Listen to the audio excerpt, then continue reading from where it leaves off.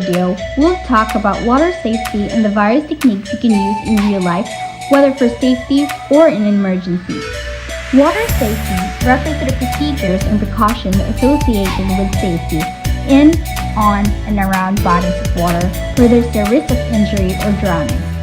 It has application in a variety of occupations, sports, and recreational activities. In learning about water safety, it is essential that we become acquainted with the various types of water entry, floating techniques, and non-swimming rescue techniques.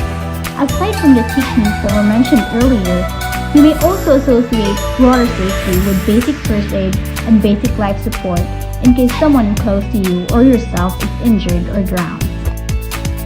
Let's move on to water entry. These safe water entries are for use in the pool or open water. Include them in your personal training or group water safety classes. You can also adapt them for basic water rescue techniques. When you're practicing pool or open water swimming safety, be sure to follow all water safety rules. Having a water safety instructor present is a good idea. So what is the safest way to enter the water? The answer to this question depends on the circumstance.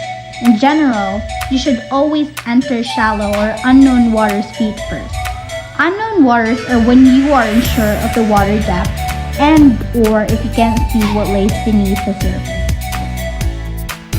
These are the following water entries. First, we have wade or walk entry. When possible, the wade entry is the best way to enter unknown water. To do this, it is entering the water with a slow walk. Feel your way forward with your feet until the water is chest depth, then start to swim. Slide entry. Use the slide entry for shallow or unknown waters with a steep angled edge, such as a pool edge. It is also useful in crowded areas since it is easier to control than other entry methods. For shallow waters, once your feet are firm, continue forward using the wade entry. To do this, sit down with your feet or legs hanging down into or above the water. Use your hands to slide yourself into the water. Stride entry. Only use the stride entry when you know the water is at least 1.5 meters deep and the slide entry is not appropriate. This is the best method to use when jumping into deep waters. One of the big advantages of the stride entry is that you keep your head above the water. This means you can keep your sight on something such as a drowning victim. To do this, put your arms out to your sides and step one foot out in front of you. Plant your foot well so you don't slip. Keep looking at your target the whole time. Look up a little as you lean forward into the water and flap your hands down as you hit the water. Looking up and flapping down helps to keep your head above the water. Step in entry. When the depth and state of the bottom are unknown, entering from an edge and option 1 are not available. Use the upper body to slowly lower into the water, feeling with feet for obstacles. Head first entry. When entering the water head first, your arms are in front of your head. This arm positioning allows you to squeeze your ears tightly, thus eliminating any water from getting in between your arms. This will help create a smaller splash. For a head first entry, your arms are down by the sides of your body. Compact jump. When the entry is from a height greater than 1 meter into known deep water. To do this, place both arms across the body with one over the mouth and nose, step up, then bring your legs together, keeping them straight. Hold this position vertically, ensuring feet go in first. Once underwater, tuck the body. Accidental fall. When falling in unexpectedly, continue with fall. Do not turn around to try and catch the side as an injury is likely to happen from this. Tuck chin onto the chest. Place hands on head using arms to protect face and chest. Raise knees towards the chest. Let us now proceed to the different types of floating techniques, and I will also discuss how to do it.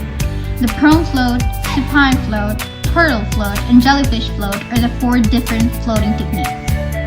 Prone float. The prone float, also known as the dead man's float, is one of the first swimming techniques that beginners learn, with their faces down, legs backward, and arms stretched forward. Supine float. In swimming, this is a horizontal position in the water with your face up, floating on your back like in a backstroke. Turtle float. Raise your knees up to your chest and then you're encircled by arms, hugging your knees with your face submerged. Then it will make you float. Jellyfish float. This technique is quite straightforward. Standing in waist-deep water, the swimmer takes a deep breath, puts his face in the water, arms hanging down, and allows the water to support the body. The swimmer lifts his feet off the bottom and his body bobs to the surface in a ball-like form. Some swim instructors teach the swimmers to grab their ankles when learning the technique.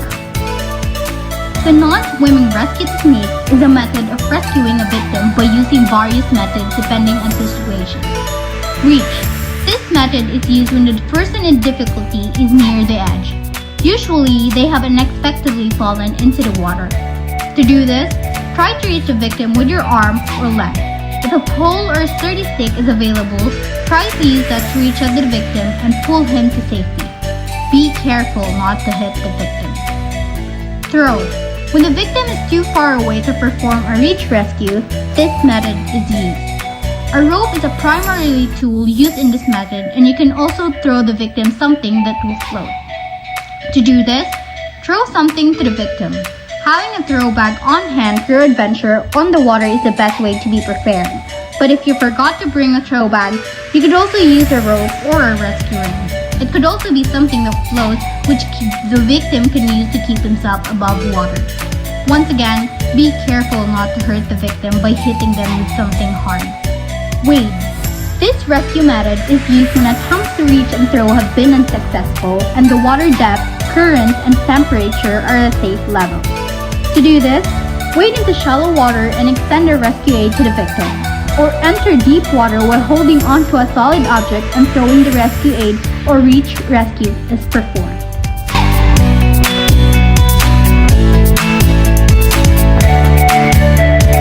Row. This method is used when it is impossible to perform reach or throw rescues and the water is too deep for a raid rescue. For this rescue, you will require a small craft that is suitable for the water. To do this, if a boat is available, row to the victim and then use a paddle to pull the victim to the stern. Let the victim hold onto the stern as you paddle to shore. If the victim is too weak, hold on to him or her until help arrives. Do not try to pull the person on board in case they panic and capsize the boat. Swimming injuries, drownings, and deaths are preventable by following simple safety rules. These rules apply around all bodies of water, from the beach or lake to private pools and bathtubs. Be aware that any pools that have public access must comply with the BC pool regulations. Look for and read the signs. Read the signs posted in a swimming area and follow the safety information. Signs and rules are there to protect you and to keep pools clean and germ-free. Walk, do not run. Never run in the pool deck. This area can be very slippery, especially when there is water on the deck. Be careful getting in and out of the pool. Use a handrail whenever it is possible to prevent slipping or falling. When getting out of the water, avoid climbing on slippery or other unstable surfaces. Look before you leap or dive in. Shallow water, underwater logs, or big rocks are all dangerous when diving into lakes or swimming holes and can cause serious injury. When at a pool or other swimming area, only dive into areas where it is safe to dive. Look for no diving signs. Stay within your abilities. When you go in the water, swim only where you feel comfortable. Do not go further or deeper than you can handle. At beaches, swim parallel to the shore and stay inside marked areas. Be aware that cold water or rough conditions can impact your swimming ability. Never swim alone. Use the buddy system and take a friend or responsible adult with you who is a strong swimmer. Make sure you watch out for each other. Even when a lifeguard is around, it is best to have a buddy. While swimming can be enjoyable and great exercise, it is important to remember that we must be cautious and careful always. Whether it's at a pool, ocean, or lake, it is important to follow a simple set of rules to stay safe.